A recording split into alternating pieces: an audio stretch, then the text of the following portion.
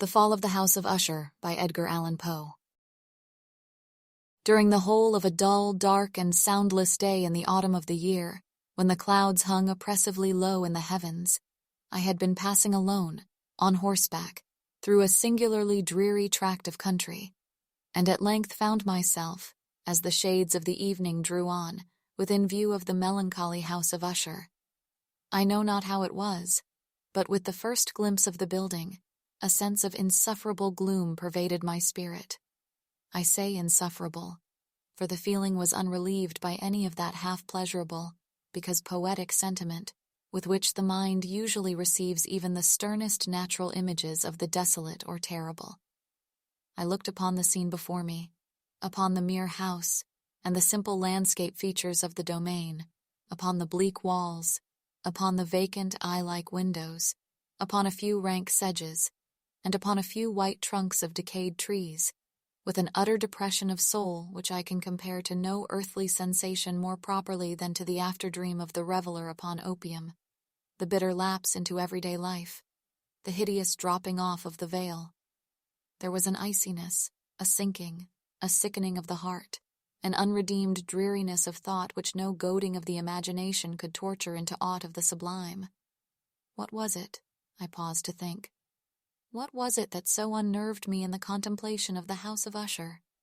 It was a mystery all insoluble, nor could I grapple with the shadowy fancies that crowded upon me as I pondered. I was forced to fall back upon the unsatisfactory conclusion that while, beyond doubt, there are combinations of very simple natural objects which have the power of thus affecting us, still the analysis of this power lies among considerations beyond our depth. It was possible, I reflected, that a mere different arrangement of the particulars of the scene, of the details of the picture, would be sufficient to modify, or perhaps to annihilate its capacity for sorrowful impression.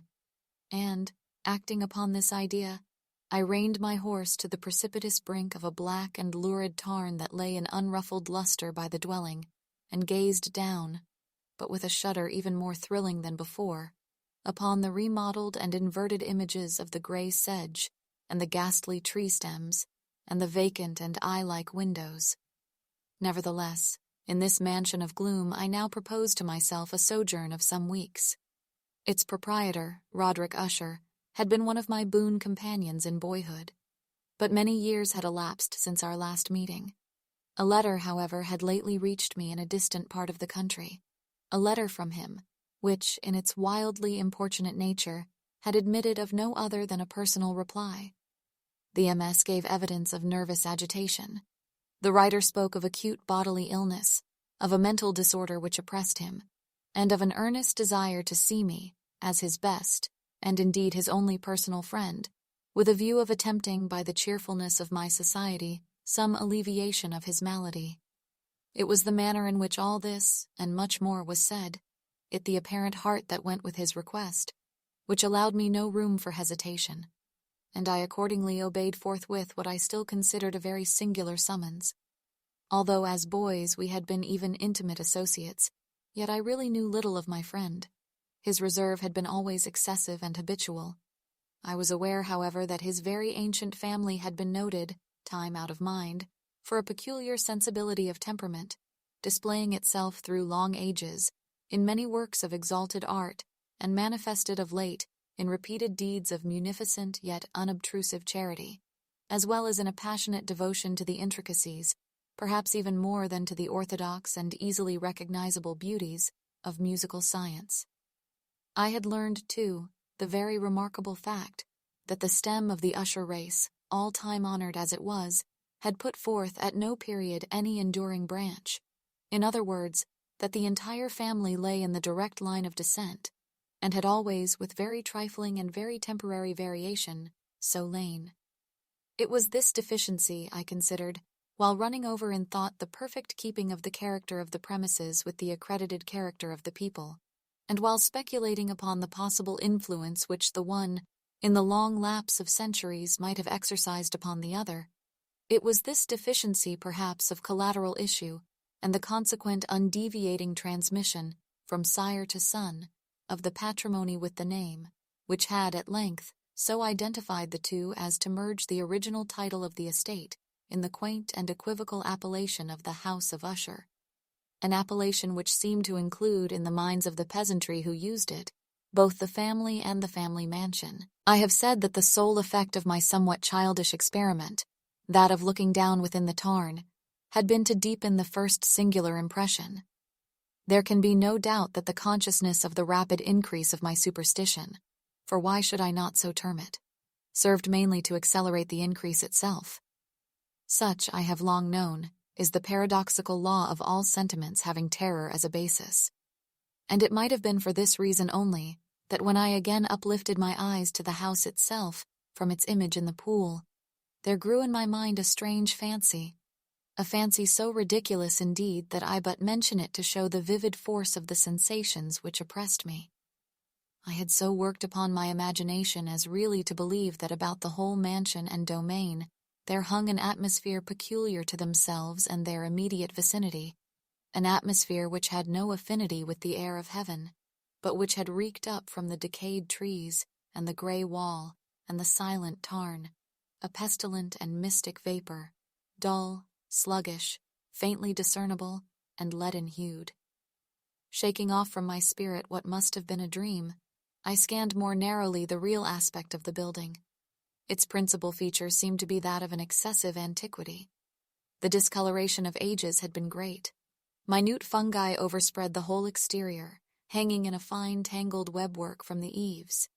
Yet all this was apart from any extraordinary dilapidation.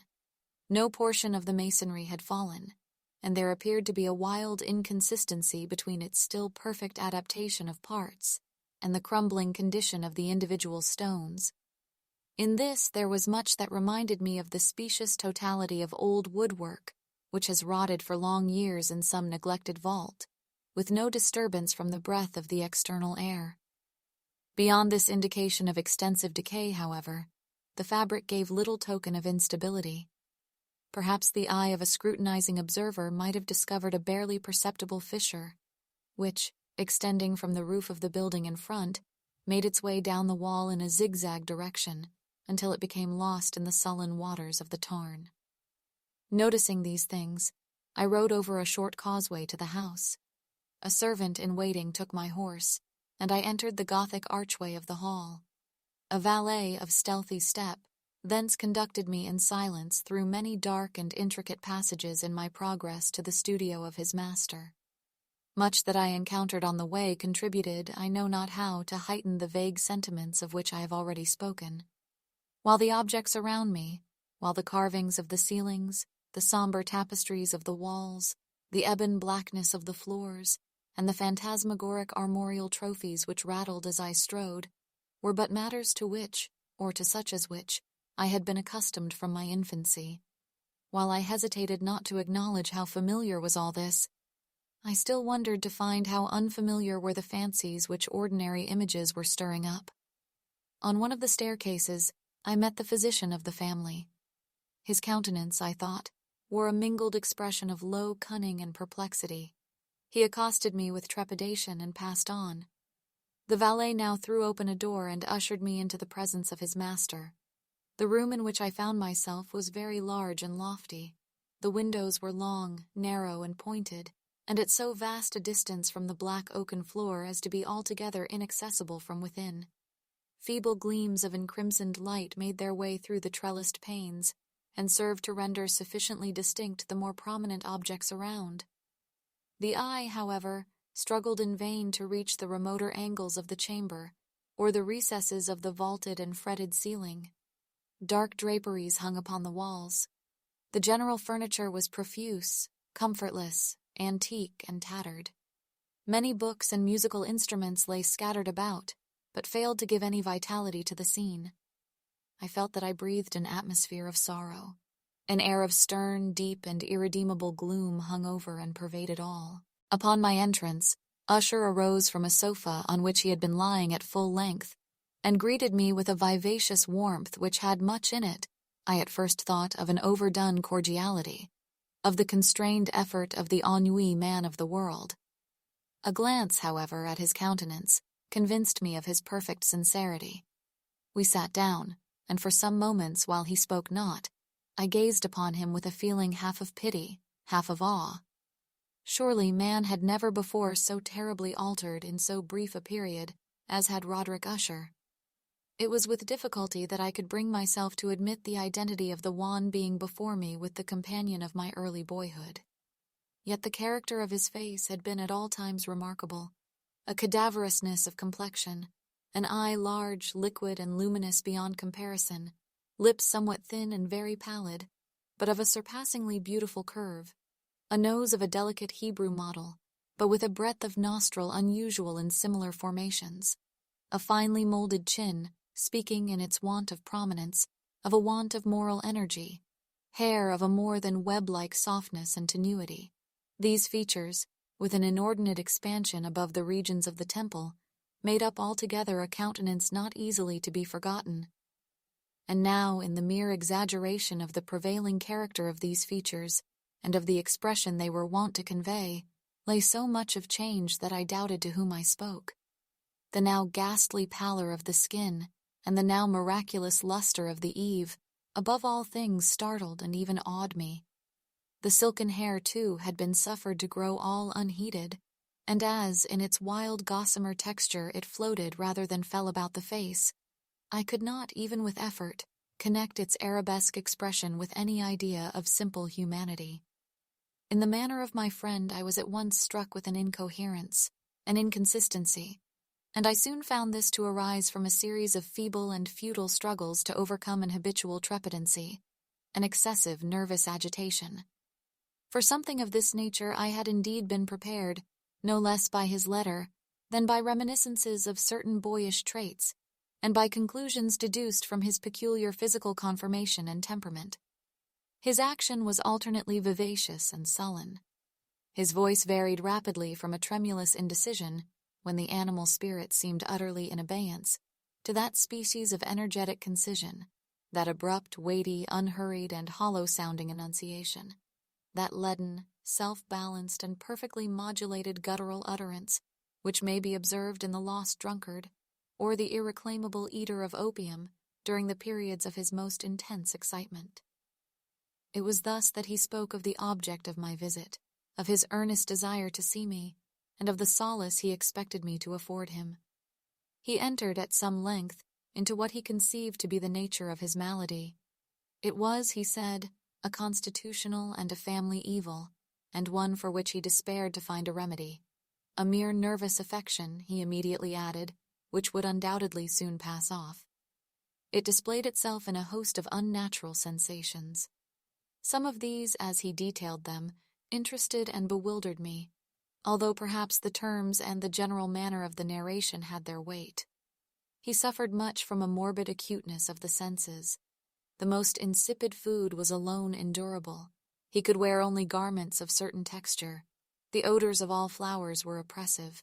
His eyes were tortured by even a faint light, and there were but peculiar sounds, and these from stringed instruments, which did not inspire him with horror. To an anomalous species of terror I found him a bounden slave. "I shall perish," said he. "I must perish in this deplorable folly. Thus, and not otherwise shall I be lost. I dread the events of the future, not in themselves, but in their results. I shudder at the thought of any, even the most trivial incident, which may operate upon this intolerable agitation of soul. I have indeed no abhorrence of danger, except in its absolute effect, in terror. In this pitiable condition, I feel that the period will sooner or later arrive when I must abandon life and reason together, in some struggle with the grim phantasm, fear." I learned, moreover, at intervals, and through broken and equivocal hints, another singular feature of his mental condition.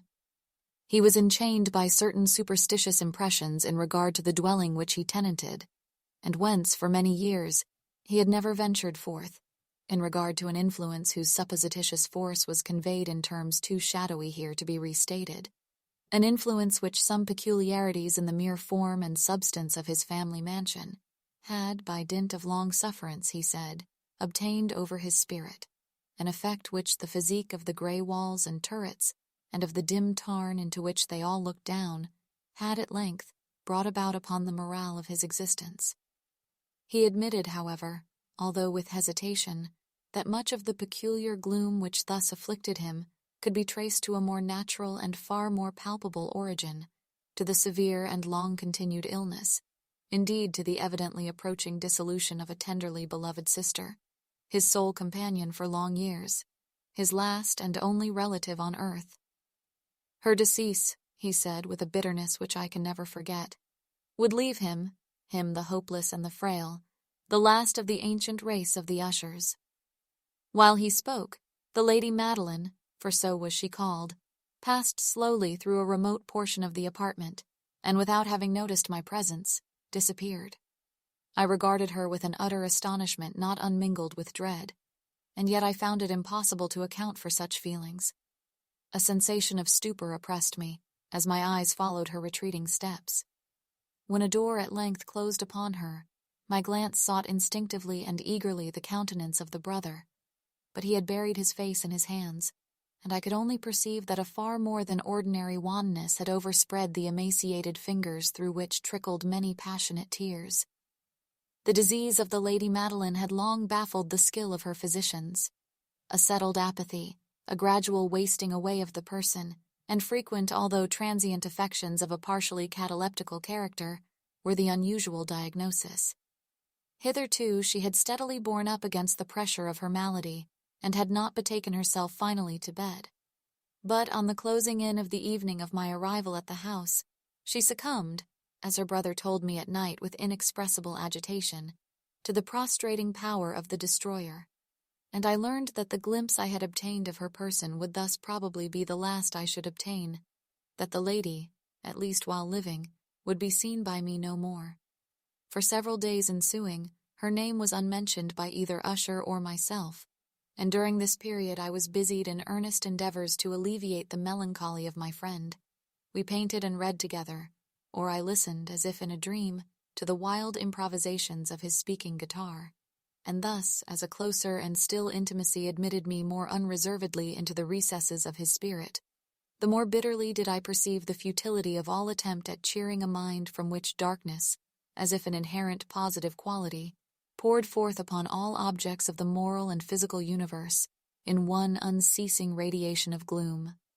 I shall ever bear about me a memory of the many solemn hours I thus spent alone with the master of the House of Usher.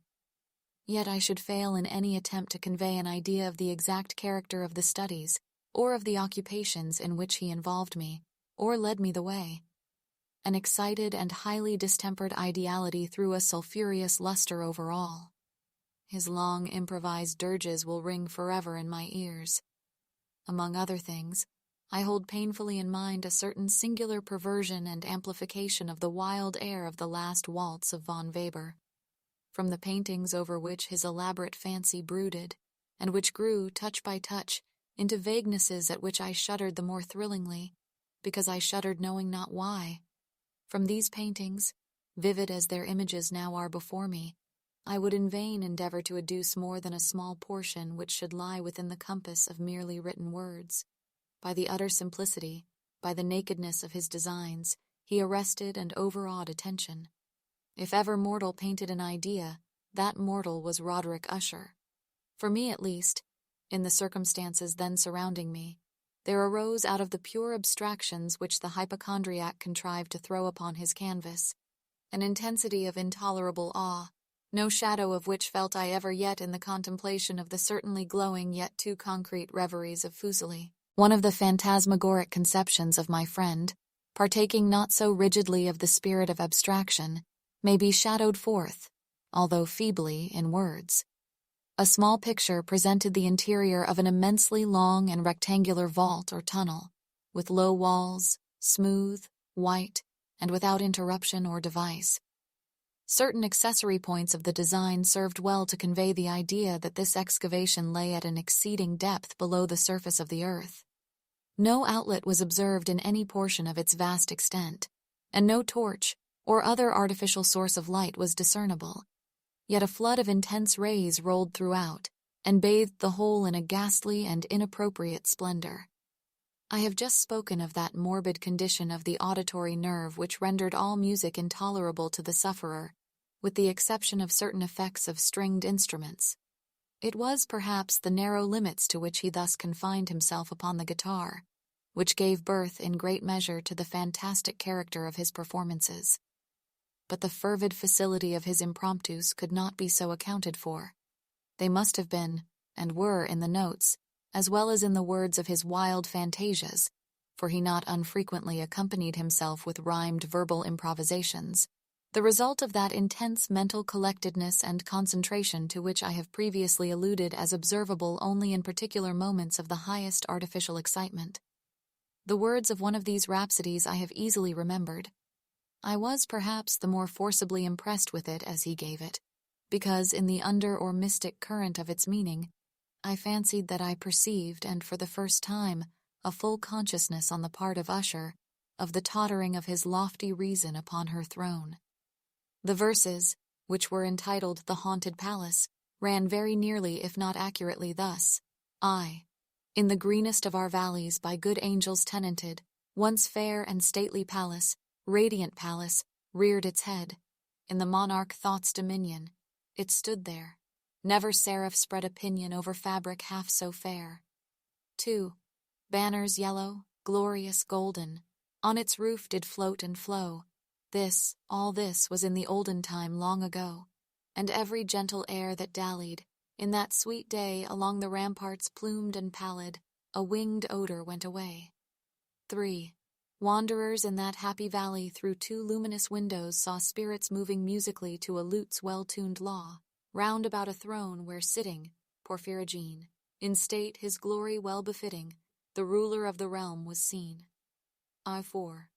And all with pearl and ruby glowing was the fair palace door, through which came flowing, flowing, flowing, and sparkling evermore, a troop of echoes whose sweet duty was but to sing, in voices of surpassing beauty, the wit and wisdom of their king. 5. But evil things in robes of sorrow assailed the monarch's high estate. Ah, let us mourn, for never morrow shall dawn upon him desolate. And round about his home, the glory that blushed and bloomed is but a dim-remembered story of the old time entombed. 6.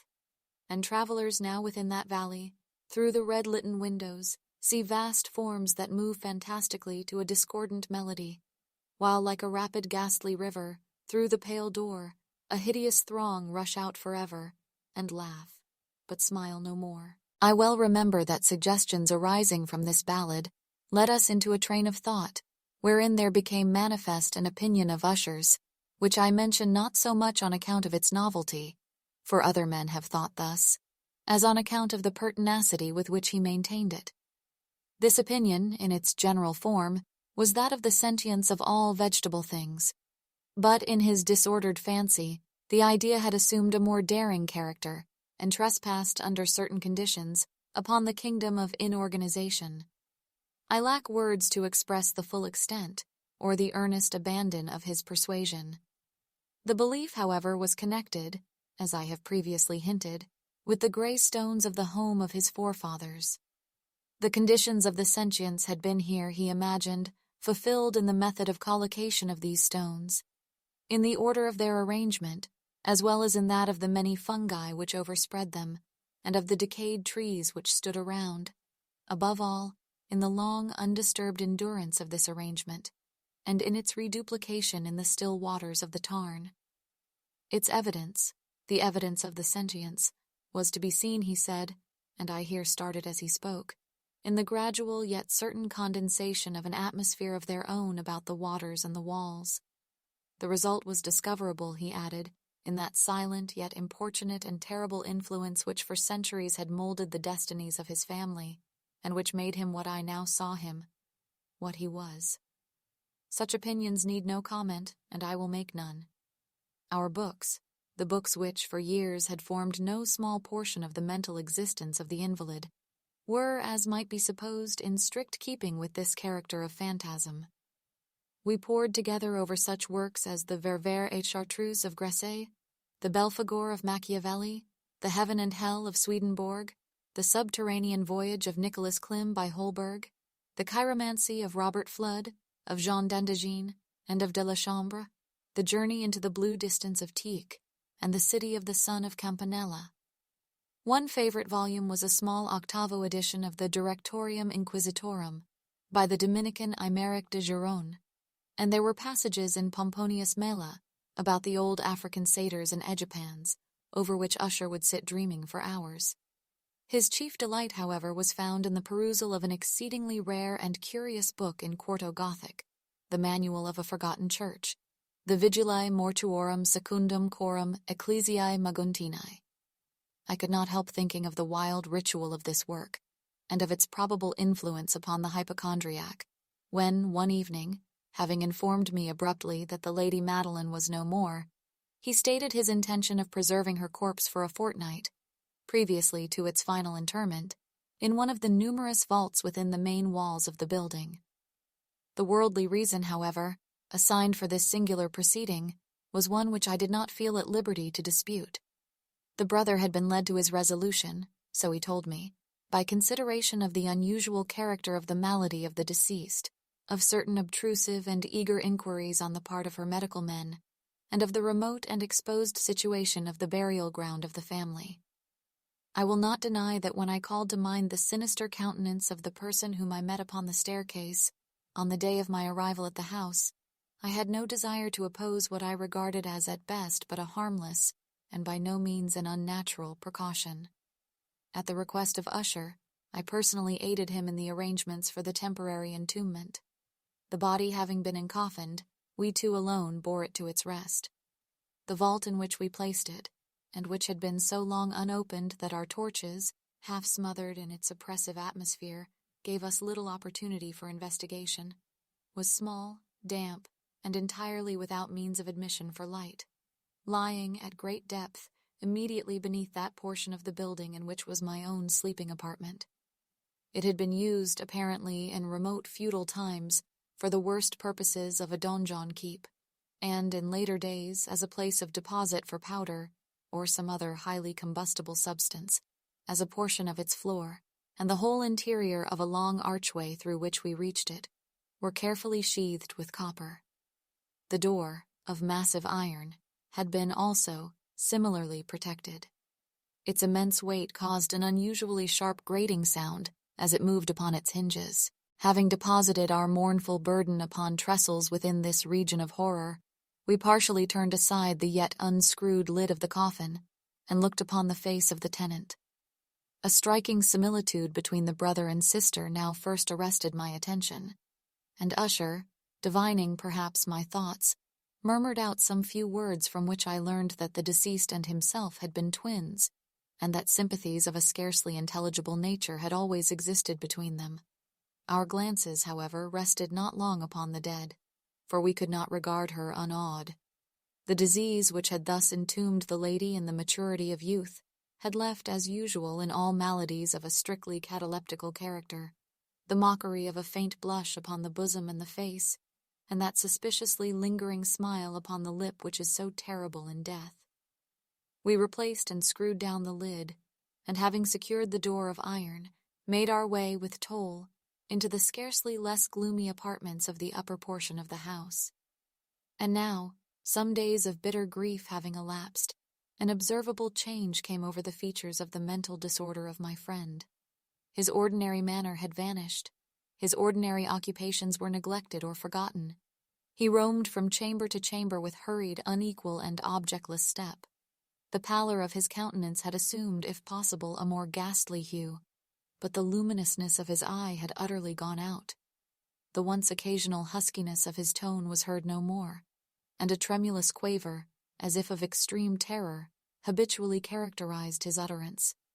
There were times, indeed, when I thought his unceasingly agitated mind was laboring with some oppressive secret, to divulge which he struggled for the necessary courage. At times, again, I was obliged to resolve all into the mere inexplicable vagaries of madness, for I beheld him gazing upon vacancy for long hours, in an attitude of the profoundest attention, as if listening to some imaginary sound. It was no wonder that his condition terrified, that it infected me. I felt creeping upon me by slow yet certain degrees the wild influences of his own fantastic yet impressive superstitions. It was, especially upon retiring to bed late in the night of the 7th or 8th day after the placing of the Lady Madeline within the donjon, that I experienced the full power of such feelings. Sleep came not near my couch, while the hours waned and waned away. I struggled to reason off the nervousness which had dominion over me. I endeavored to believe that much, if not all of what I felt, was due to the bewildering influence of the gloomy furniture of the room, of the dark and tattered draperies, which, tortured into motion by the breath of a rising tempest, swayed fitfully to and fro upon the walls, and rustled uneasily about the decorations of the bed. But my efforts were fruitless. An irrepressible tremor gradually pervaded my frame, and at length there sat upon my very heart an incubus of utterly causeless alarm. Shaking this off with a gasp and a struggle, I uplifted myself upon the pillows, and peering earnestly within the intense darkness of the chamber, hearkened, I know not why, except that an instinctive spirit prompted me, to certain low and indefinite sounds which came, through the pauses of the storm at long intervals, I knew not whence. Overpowered by an intense sentiment of horror, unaccountable yet unendurable, I threw on my clothes with haste, for I felt that I should sleep no more during the night, and endeavored to arouse myself from the pitiable condition into which I had fallen by pacing rapidly to and fro through the apartment. I had taken but few turns in this manner when a light step on an adjoining staircase arrested my attention. I presently recognized it as that of Usher. In an instant afterward he rapped with a gentle touch at my door and entered, bearing a lamp. His countenance was, as usual, cadaverously wan, but moreover there was a species of mad hilarity in his eyes, an evidently restrained hysteria in his whole demeanor. His air appalled me, but anything was preferable to the solitude which I had so long endured, and I even welcomed his presence as a relief. "And you have not seen it?" he said abruptly, after having stared about him for some moments in silence. "You have not then seen it? But stay, you shall." Thus speaking, and having carefully shaded his lamp, he hurried to one of the casements and threw it freely open to the storm.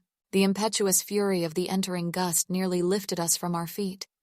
It was, indeed, a tempestuous yet sternly beautiful night, and one wildly singular in its terror and its beauty.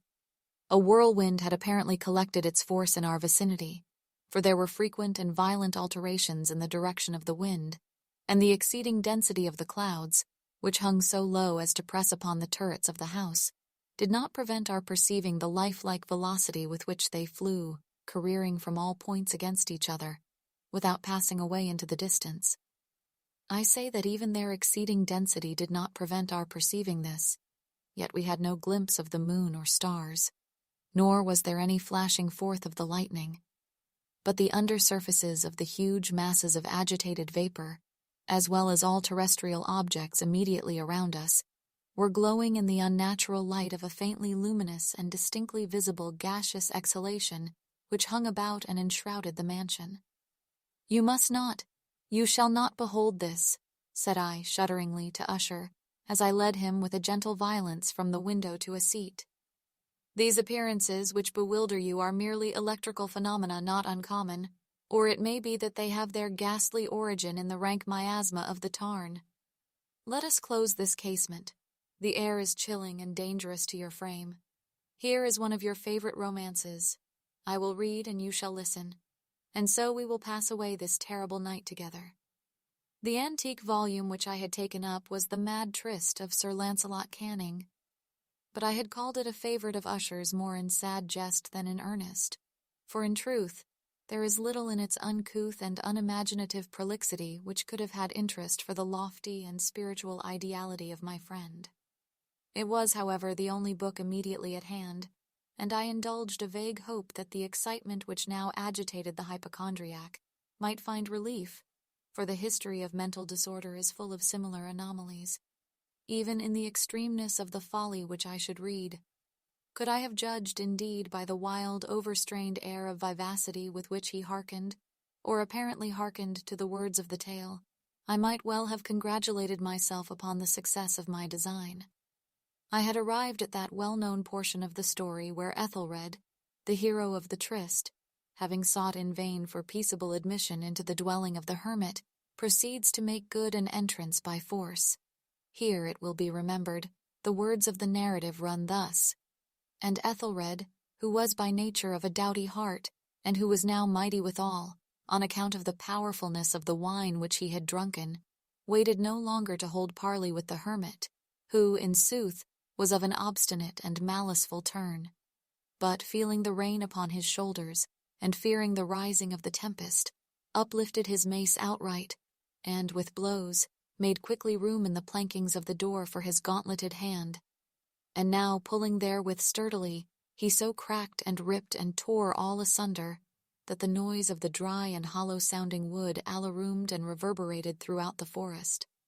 At the termination of this sentence I started, and for a moment paused, for it appeared to me, although I at once concluded that my excited fancy had deceived me, it appeared to me that from some very remote portion of the mansion there came indistinctly to my ears what might have been, in its exact similarity of character, the echo, but a stifled and dull one certainly, of the very cracking and ripping sound which Sir Launcelot had so particularly described.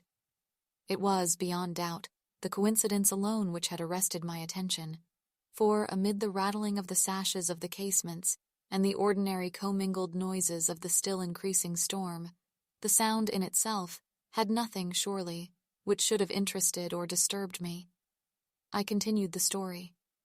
But the good champion Ethelred, now entering within the door, was sore enraged and amazed to perceive no signal of the maliceful hermit, but in the stead thereof a dragon of a scaly and prodigious demeanor, and of a fiery tongue, which sate in guard before a palace of gold, with a floor of silver, and upon the wall there hung a shield of shining brass with this legend enwritten: "Who entereth herein, a conqueror hath been. Who slayeth the dragon, the shield he shall win." And Ethelred uplifted his mace, and struck upon the head of the dragon, which fell before him, and gave up his pesty breath, with a shriek so horrid and harsh, and withal so piercing, that Ethelred had fain to close his ears with his hands against the dreadful noise of it, the like whereof was never before heard. Here again I paused abruptly, and now with a feeling of wild amazement, for there could be no doubt whatever that in this instance I did actually hear, although from what direction it proceeded I found it impossible to say, a low and apparently distant, but harsh, protracted, and most unusual screaming or grating sound, the exact counterpart of what my fancy had already conjured up for the dragon's unnatural shriek, as described by the romancer.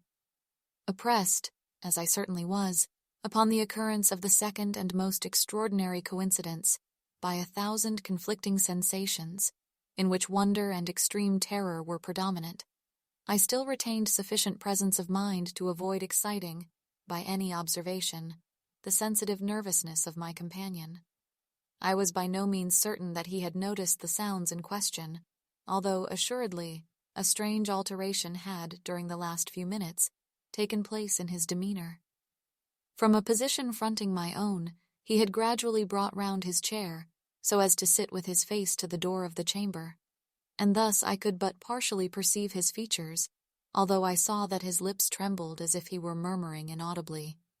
His head had dropped upon his breast, yet I knew that he was not asleep, from the wide and rigid opening of the eye as I caught a glance of it in profile. The motion of his body, too, was at variance with this idea, for he rocked from side to side with a gentle yet constant and uniform sway. Having rapidly taken notice of all this, I resumed the narrative of Sir Launcelot, which thus proceeded.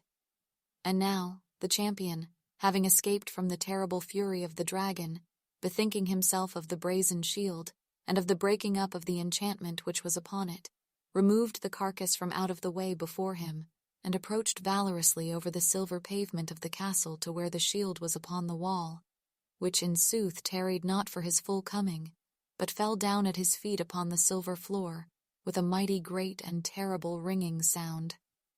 No sooner had these syllables passed my lips than, as if a shield of brass had indeed at the moment fallen heavily upon a floor of silver, became aware of a distinct, hollow, metallic, and clangorous, yet apparently muffled reverberation. Completely unnerved, I leaped to my feet, but the measured rocking movement of Usher was undisturbed. I rushed to the chair in which he sat. His eyes were bent fixedly before him, and throughout his whole countenance there reigned a stony rigidity. But as I placed my hand upon his shoulder, there came a strong shudder over his whole person. A sickly smile quivered about his lips, and I saw that he spoke in a low, hurried, and gibbering murmur, as if unconscious of my presence. Bending closely over him, I at length drank in the hideous import of his words. Not hear it? Yes, I hear it and have heard it. Long, many minutes, many hours, many days have I heard it. Yet I dared not. Oh, pity me, miserable wretch that I am. I dared not speak. We have put her living in the tomb. Said I not that my senses were acute? I now tell you that I heard her first feeble movements in the hollow coffin. I heard them many, many days ago, yet I dared not speak. And now, tonight, Ethelred, ha, ha! The breaking of the hermit's door, and the death cry of the dragon, and the clangor of the shield. Say rather the rending of her coffin, and the grating of the iron hinges of her prison, and her struggles within the coppered archway of the vault. Oh, whither shall I fly? Will she not be here anon? Is she not hurrying to upbraid me for my haste? Have I not heard her footstep on the stair? Do I not distinguish that heavy and horrible beating of her heart? Madman! Here he sprang furiously to his feet and shrieked out his syllables, as if in the effort he were giving up his soul. Madman! I tell you that she now stands without the door. As if in the superhuman energy of his utterance there had been found the potency of a spell.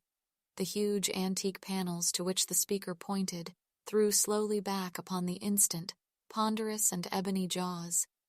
It was the work of the rushing gust, but then without those doors there did stand the lofty and enshrouded figure of the Lady Madeline of Usher. There was blood upon her white robes, and the evidence of some bitter struggle upon every portion of her emaciated frame.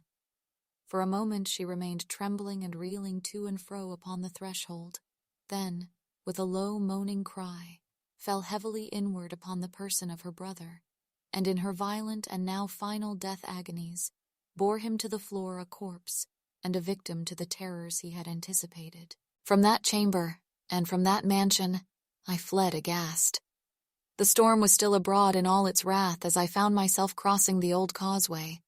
Suddenly there shot along the path a wild light, and I turned to see whence a gleam so unusual could have issued, for the vast house and its shadows were alone behind me.